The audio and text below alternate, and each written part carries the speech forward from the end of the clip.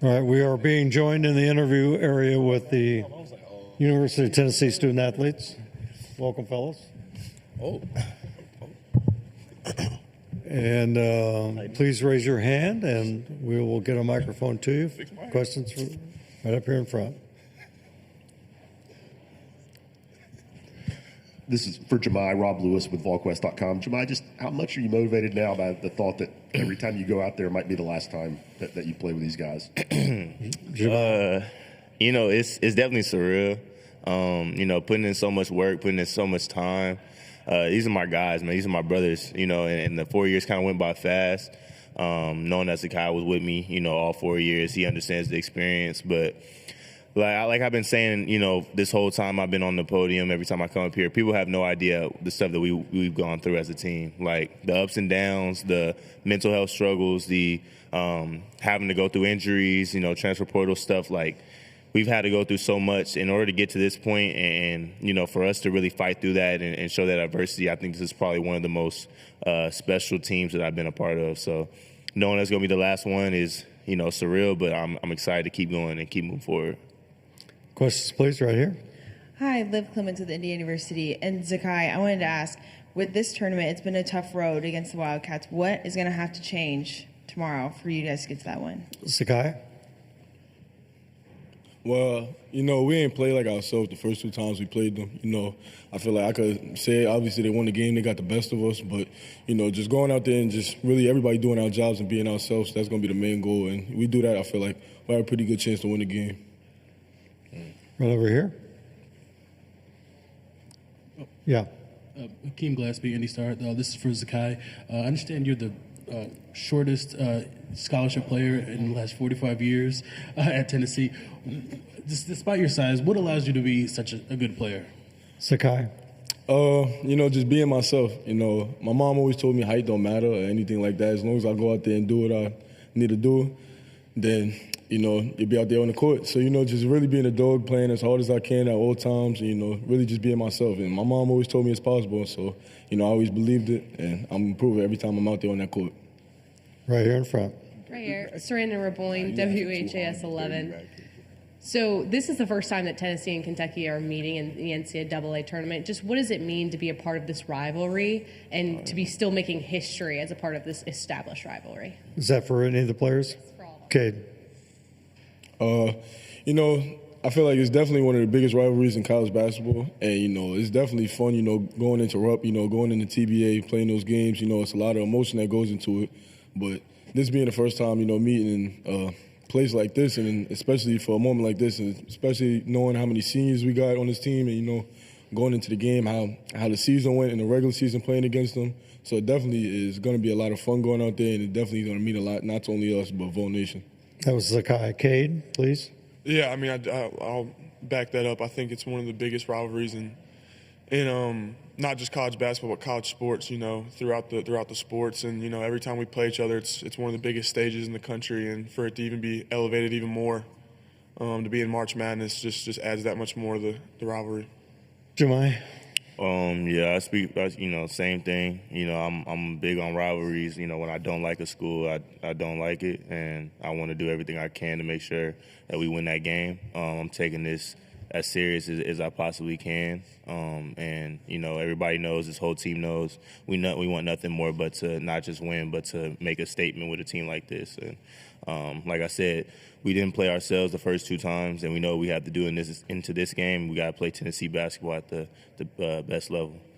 Right here. Yeah, for Zakai and Jemai, the guys have been around campus a while. What do you remember most from the baseball team winning it all last summer and everything that kind of went with that? And how badly do you guys want to give that to Coach Barnes and your program? Could you give a name and affiliation, please? Gentry Estes, Tennessean. Thank you. And that was for all the players? It's for Zakai and Jemai. Okay. Zakai? I remember I was in my apartment watching the game, and I remember when he got that strikeout, and everybody in the whole city, they all started beeping their horns. Everybody was outside. People started running around. So it was amazing to, be in Knoxville when that happened and just witness how great the feeling was, because it didn't feel like that only the baseball team won. It felt like the whole city won. And, it definitely, winning a national championship in basketball and knowing what this team has been through, knowing what Coach Barnes has been through, it definitely mean a lot, not only to us but to him. But the ups and downs and how much that we go through in practice, how much work we put in, how much we sacrifice individually, it definitely mean a lot to us, and it definitely mean a lot to Coach Barnes. Jemiah? I've said it a lot as well. Winning a natty for me would be cool. I feel like I would enjoy it. It'd be great. But nobody deserves a national championship than the city of Knoxville and Coach Barnes. If you really look and sit down and really pay attention to the fan base, like, they are nothing short of amazing. Their commitment to this program, their commitment to the players, no matter if we win, lose, whatever, the people that are real, true Vol fans, they deserve nothing more but a national championship. And that's what I'm fighting for. That's what I'm fighting to try and get. Like I said, it's not for me. It's not even for my teammates. It's for the fans in the city of Knoxville that's been waiting so long for something like this, because they've come so close and have always almost gotten there and have some great teams. So I want to be the player and the team to come out and get that for them, because they deserve nothing short of a national championship. Right here. Rob Lewis with VolQuest.com. Cade, for you guys are so good defensively all year, especially defending the three-point line. Kentucky hit 12 in each game. Was there a common denominator for the breakdowns? Why did they have so much success? That Z and Jemiah have both said it, that we didn't play Tennessee basketball the first 2 times we played them, and we understand that. And the good thing about our team is, we've had as much early season success as anybody, but I think we've also improved throughout the season just as much as anybody. And so these are 2 totally different teams that are playing this go around compared to the first 2. That was Cade. Okay, right here. Josh Bodie with Wish TV. I saw you guys were at the Pacers-Lakers game last night. What was that experience like, and what was it like to see your former teammate play? Jemiah, we'll start with you. It was exciting. It was definitely a great moment just to go out and see him play.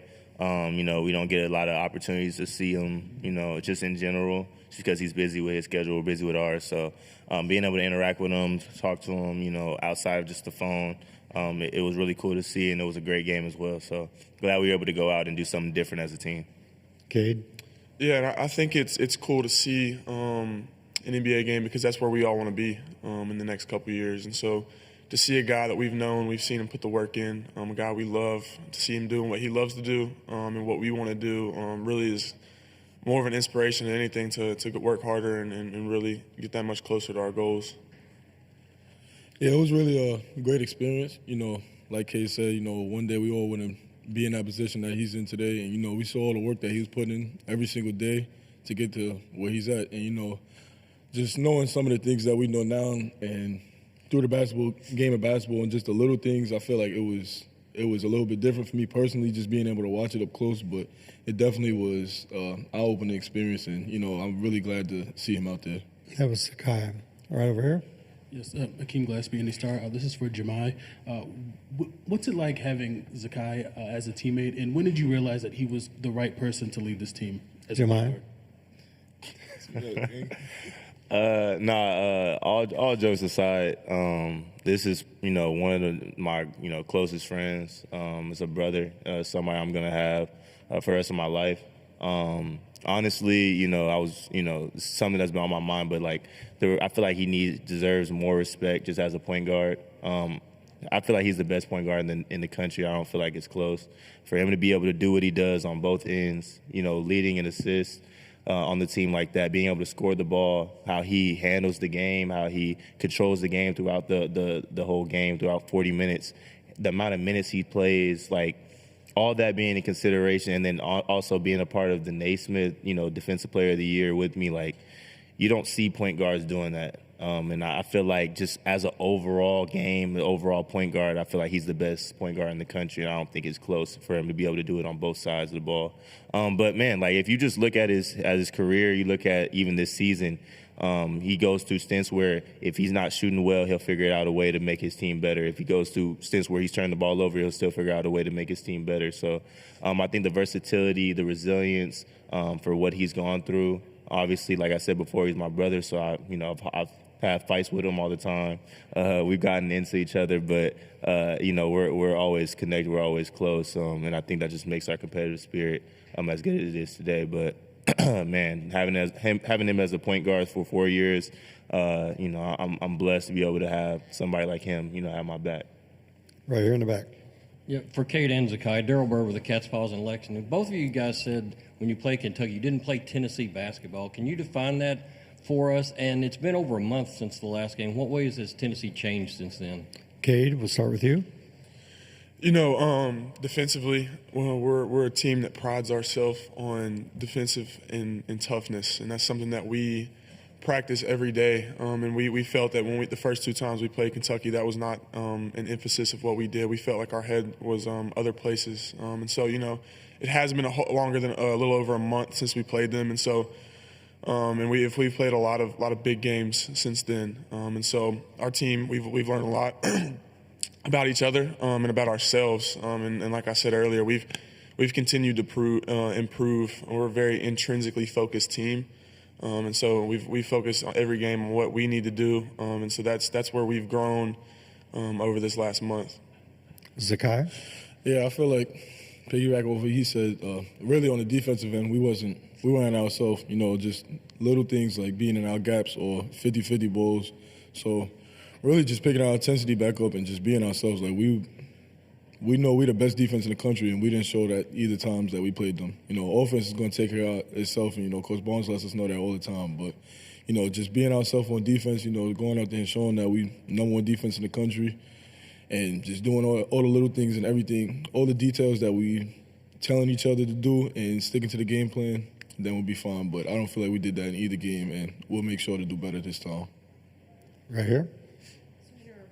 WHAS 11, for any of you guys, there's at least one SEC team that's going to make it to the Elite 8, possibly 6 could make it. Just what do you think that says about the conference as a whole and just the amount of competition you've faced so far? Jemiah, we'll start with you. I think it just shows just how deep this conference was, how tough this conference was. Like, we really beat each other up, this whole time. And you could see some teams were tired going into the tournament. Some teams were able to hit that second gear. Luckily, we were able to hit that second gear. We want to hit another one. But man, like, every game you play in, it feels like it's a quad 1 game. Every home crowd you have, you feel like you're coming in and they're gonna go at you. They're gonna have that energy. And so I think throughout the whole season, having to go through all those teams, it helps you build resilience. It helps you with the experience. I think we've grown throughout the time. Like, we've definitely done what we needed to do as far as getting the wins that we were supposed to. We dropped some losses that we felt like we could have grown from, but every loss we had this season, I feel like we've gotten better from it. So I think the experience of going through different teams, playing different types of play styles, different offenses, different defenses, it gets us ready for a tournament like this where you don't know who you're going to play.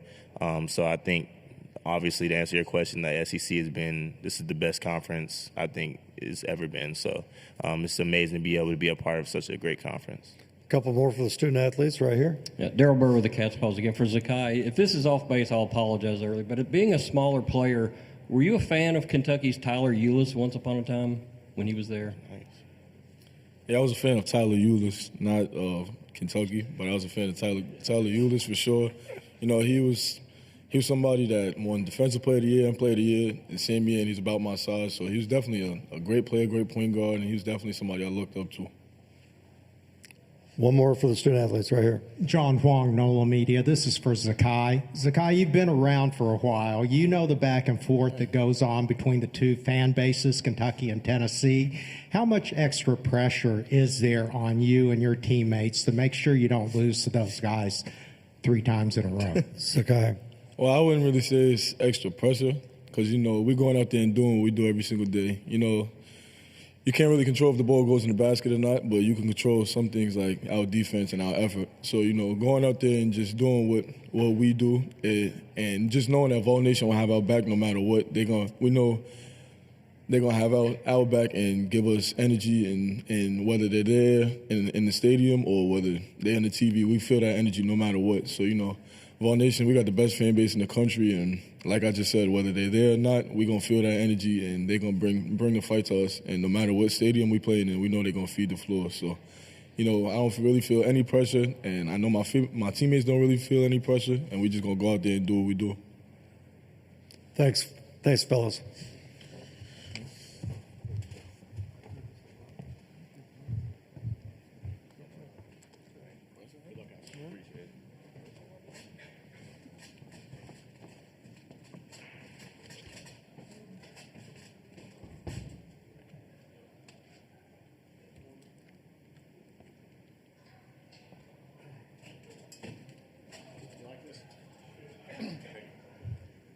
Hi, Rick. Bill Benner.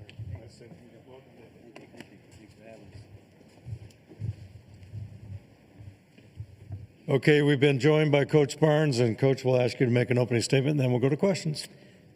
Well, obviously excited and blessed to have this opportunity to be here and represent the University of Tennessee in this next round, and so happy for our players and everyone involved with our program. And obviously we've played Kentucky twice, and they've played great against us. I think both games made 12 threes in each game, and Mark has done a great job. I've often said to people it's maybe one of the most, if not the most difficult job in the country when you talk about basketball. And I just think he has done a great job coming in, following a guy like John Calipari, who did a lot, so much there. And just really impressed with what he's done with the entire program and the way he was able to get there and put a team together that has them playing this time of year as well. All right, we'll go to questions right over here. Coach, Akeem Gillespie, Indy Star. Jamai said that Zakai is the best point guard in the country. Just what makes him the best point guard in the country, and just how big of an asset is it to have Zakai on your side? Well, I think it's easy for all of us to look at him and say that because of how he impacts the game in ways from the way he picks up 94 feet, how often he gets screened with ball screens, and the effort that he plays with on both offense and defense, and the fact that, he was not a player that was highly sought after coming out of high school, but he's never flinched in terms of competition. He, from the time he stepped foot on our campus, he's never made anything about him. He's a very unselfish person, cares about people, certainly high-level competitor, but the way he impacts the game in so many different ways and how much he's improved. And I think, and I say it all the time, what people see him do during the game, we watch it every day in practice. And that's who he is. I mean, he doesn't take time off. I worry about him all the time with how hard he goes. I watch him go through a practice like it's the last one he's going to have, and then he'll spend it in 30 minutes in the gym working on something. And that's why he is and who he is, and why, like Jamai, we wouldn't trade him for anybody in the country. Right here in the back, Coach. Rick, Darryl Bird with the Cats Paws in Lexington. Cade and Zakai both said that regarding the two Kentucky games, we just didn't play Tennessee basketball. How would you define that? And it's been over a month since you guys played. What's different about your team now? Well, I think when you don't play Tennessee basketball, first I think you got to give them credit. I mean, for whatever reason, I think when you lose a game, it's easy to start saying we didn't do this or we didn't do that. But fact is, they did what they did, and they probably had something to do with why we didn't do this or do that. They shot the ball well. I can tell you that, do I think that, again, when they're open, do I think their shots are going to go in? Absolutely. But also you have to think that might be part of their schemes that we weren't ready for. And I think you got to give them all the credit. But we've got to be better. We know that. But both of those games were very close played games, and they made more plays and the right plays when they needed to, and we'll have to be better. But you're right. It seems like it's been forever that we last saw them. But again, I go back nothing but the utmost respect for. And the first time we played them, I think it was maybe the first game Lamont didn't play. I think, and that game took on a personality early, a lot like what happened when we played Florida when they came back to our place after getting beat by 30 down there, and we had two starters that didn't play, and we won that game. Sometimes it doesn't make rhyme nor reason how it works out, other than the fact that we're both here again, which I think is a compliment to our league and to both programs, and we have a chance to do it again. Right here. Rob Lewis with VolQuest.com. Coach, you referenced those 12 threes in both games. I mean, you guys were one of the best in the country at defending the three-point line. Was there a common denominator for that?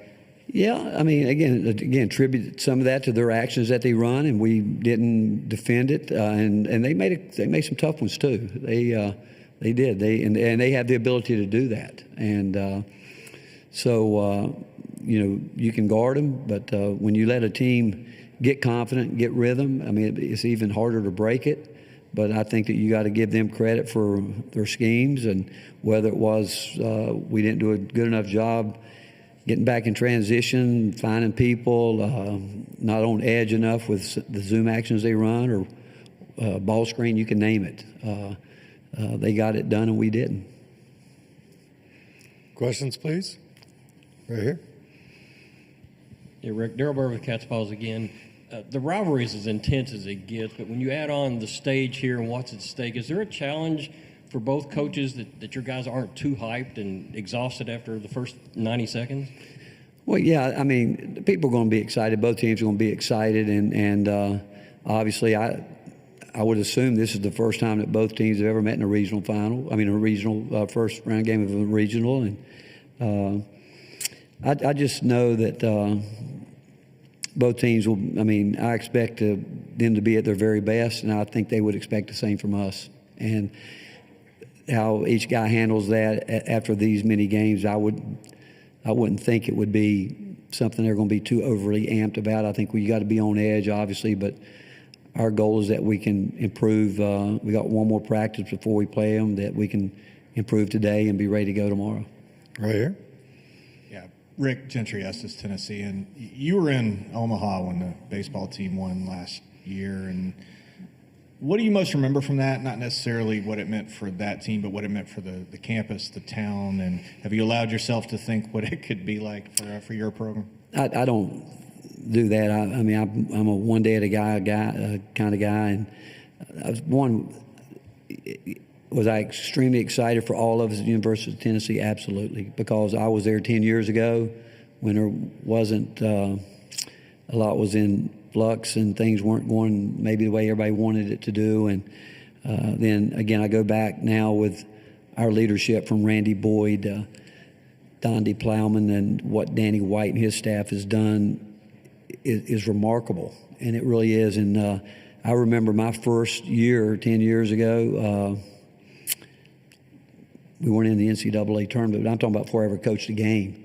I walked out to the baseball stadium one night and sat there, and I promise you I could have counted the people that were there, and to see what Tony has done. But yeah, I think it was a major thing for because I respect every coach on campus, and we're all chasing that. We're all chasing that championship, but I do think what's happened on our campus in the last couple of years is really amazing, and I'm just proud and blessed that God's given me a chance to be a part of it. Right back here. Hey, Rick. John Huang, NOLA Media, out of Lexington. I know you hate distractions, so I apologize if you've already addressed this, but I did want to give you an opportunity to address all these wild rumors out there that you may be stepping down after the end of this season. No, I haven't thought about it. You know what? My last press conference at Texas when I was fired, the last question someone asked me was, do you think you'll coach again? And I had already accepted the University of Tennessee job. And I made the comment, yeah, probably sooner than you think. And I literally walked out of that press conference and got on a plane and went to Knoxville. And at the time when something like that happens, the movement parts in, out, you're somewhat numb. But I made the comment that the athletic director at the time, Steve Patterson, fired me. He didn't really fire me. He just carried out what God wanted him to do. And because of that, I really, truly believe that God brought me to Knoxville for a reason. And everything that I do, I want to live on that platform. It's the most important thing to me. It's more important than winning that game tomorrow. And I think God will make it perfectly clear when he wants me to step down. and my time will be up, but it's not now. I mean, if it is, it's I don't feel that, but I love coaching basketball. I love being around it. I know right now how hard we're working right now. We've already had a young man on campus after we got back Saturday, Sunday. We had a young man on campus that committed to us, and we're already planning to have a team next year, and I've fully planned to be a part of it. And again, I think when my time's up, I truly believe God will make it clear to me and where He wants me to go next and do next. But I have not thought that in the least bit. I think what happened when that rumor kind of got started, I made a comment one time about Zakai. I said it will be hard to think about coaching without a guy like that. But I could, and I meant that, but I could have said that about my first point guard at George Mason 30-some years ago, Amp Davis. I loved coaching him, and I think after that people thought because I'm a young guy now and that it might be my last year, but the fact is I put it all in God's hands, and I'll know because He'll make it clear to me. Right here in the front. Wes Rucker, 24/7 Sports. Rick, you were asked about sort of the athletic department in general a minute ago, and can there be a tangible benefit to how much success so many of the teams at Tennessee are having now? Because I guess you think about dining halls and around campus, like these athletes are just kind of being around other athletes that have either won titles or are competing for them, have won league titles. Does that stuff elevate an entire program in a way or a department? No, I think it helps when you're around successful programs. I don't think there's any question, and I think it starts again at the very top. I think our university. I think it started when Bill Haslam was governor and the way he readjusted the board. I think one of maybe the greatest hire for the university is Randy Boyd, who's doing it out of pure love, and there's no other reason. He's a great visionary guy. And what's happened on our campus in the last couple of years has just been utterly remarkable. It's almost like why now? But he's got incredible vision. And hiring Dondi Plowman, I mean, I've never been around a chancellor like her. And I think I'm right by saying this, that I think it's the first time in the history of Tennessee that the president and the chancellor hired the AD. And they went out on a search, and I'm sure they got some help from some people, but they made the hire, and bringing in Danny White and what he and his staff have done, and he's made it clear, not in a threatening type way, but in a way that, as a former athlete himself, he said, hey, I want us to be great in everything, and we're going to provide what you need for each sport. And I look at, Chris Woodruff, our tennis coach, came by yesterday. He and I have become very close, and watch what he's done and watch what our women's tennis team is doing. And you go back and look at, Josh Heupel's done a phenomenal job, and obviously we could talk all day about Tony, but Karen Weekly's softball team, they've been there maybe the most consistent program over the whole time in 30 years maybe. You'd know that better than me. But I do think the athletes have a great deal of respect for each other. I know obviously the coaches have that for each other because we know how hard it is to win in our sport, and we know that their sports mean just as much to them, whether you're talking swimming and diving, whatever you make, track and field. There's a standard that when you see other teams living up to it, it's just naturally that you want to live up to it, and do everything you can, because I know this, that I think we're all blessed, and even after some games when you lose, I really always have a prayer to myself and thinking that, hey, there's a lot of guys that would like to be sitting in this losing locker room. And I think that we've got an incredible opportunity here, like everybody else, but it's a blessing that God's given us to be able to be at Tennessee at this time, because it's a lot to be proud of. And everybody talks about their fan bases, everybody. And I don't think there's a program in the country that has sold out men's basketball, football, baseball, women's softball, and I know we've done that, and I think that speaks volumes to how our fan base feels about us, and hope that we can just keep taking it further and further. Got time for a couple more for Coach right here. Hey, Rick, Darryl Burr with the Cat's Paws again. You get to spend every day with one of the very best point guards in the country, in Zakai. But I'm curious, scouting, what are your thoughts on Lamont Butler and trying to play through the injury the way he is? A lot of respect and admiration, because I know that, I really felt bad in our game. He got hit right there about 15 feet away from me, and I knew the way he went down. It was tough, and I've had 2 shoulder surgeries myself, and I know how that feels. And I'm not sure the extent of what he has, but when you get shoulder pain, it's hard to sleep at night. You can never get comfortable in a bed. I mean, I can tell you that I don't know how he's done it. I mean, because of going out there and knowing that he's a point guard, going to get screened a lot, whether it's on-ball screen, off-ball screens, and keep fighting. And I actually noticed watching film the other day, he was trying to protect it one time. I see it. And so you have to have great admiration for a guy that is willing to go out and play in that type of pain. Last question for Coach Barnes right here, Dennis. Rick, Dennis Dodd, CBS Sports. Pardon me if you've been asked this question already, but what happened to this league to get it to this point with 14 teams in? 10 years ago, when I walked into my first meeting, it was, I think, Commissioner Sankey's first, and I think he would tell you that Mike Slive had already started the wheels rolling a little bit, but he came in and he made the comment that he had envisioned one day that we could be like our softball programs. I think that year they had 10, 12 teams. They had them all in the tournament. But he said that, and he talked about the league. He was very transparent about where the league was and where his leadership and having to do his part with the athletic directors, because I don't think there had been a real commitment by all the universities in the league. My thought was that, and I'd been fortunate to be at Clemson, Texas, Ohio State, Alabama as an assistant coach, or as a head coach at Clemson. And I can't imagine not using football to help you recruit. I mean, those football weekends are incredible. And I don't think we all know that football is the train that drives it all. We know that. But, you know, there wasn't a commitment back then, 10 years ago, by every university. It wasn't. And evidently he got that message across on campus, because now our league, you can tell a difference when you go into the arenas, locker rooms, everything is different.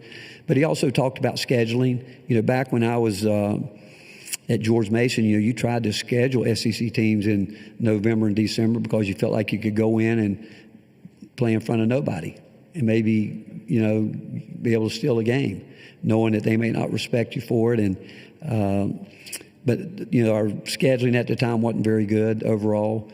So that was something he addressed, and we put some things in place. The league put some things in place there to take care of that. And I will tell you this: I've never coached against a bad coach, but sometimes we're not all on the same playing field.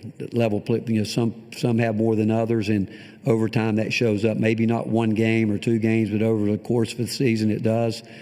But I'm impressed with where we are, and then we could talk a lot about officiating. I mean, it was not at one time the SEC years ago was the gold standard, and when John Guthrie stepped away from it, it's for whatever reason the league lost its luster there. And again, he also brought Mike Tranghese in as a consultant, but he also hired Dan Leibovich, a former basketball coach.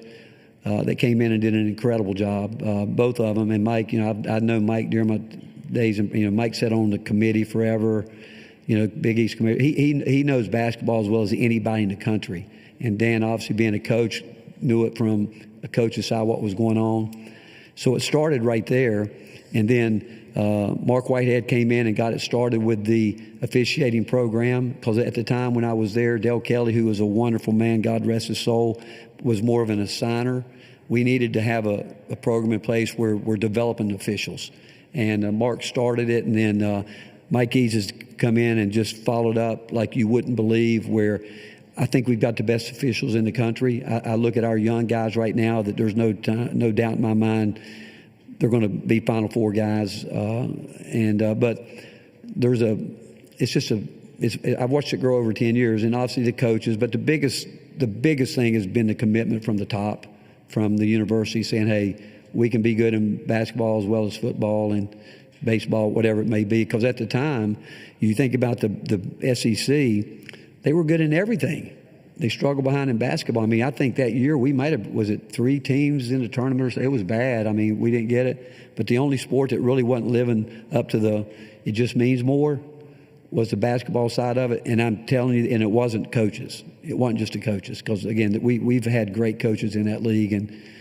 And so the league and the universities have done their part to get it to this point, too. Thank you, Coach. Okay. Thank you, guys. Thank you.